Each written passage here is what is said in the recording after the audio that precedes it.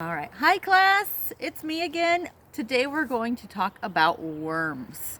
I know some of you like worms and some of you think they're gross, and either way is fine. Right here is my worm. And do you see this piece here?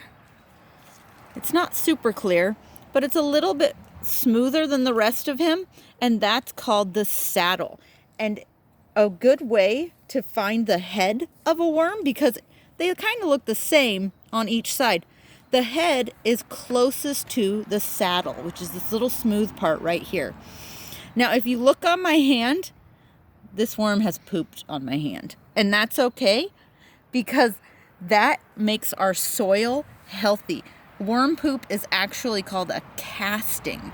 And gardeners love worms in their garden because it keeps the soil healthy. They take old food and leaves and they turn it into a healthier soil.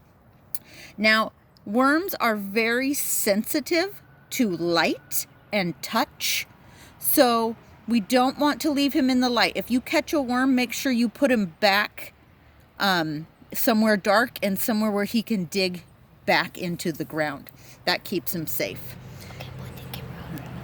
All right, one thing that's really neat, let's put our worm back in the container.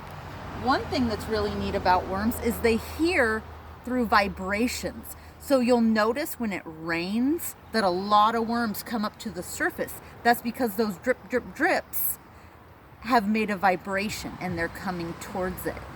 And if you watch a robin, the birds with the red chest, if you watch, sometimes they stomp on the ground and that vibrates and the worms will come up and they eat it for dinner. So worms are a pretty amazing creature, even when they're kind of gross. Their slime, they're kind of slimy. That helps them get through the dirt. All right, I hope you enjoyed this video. We'll see you later.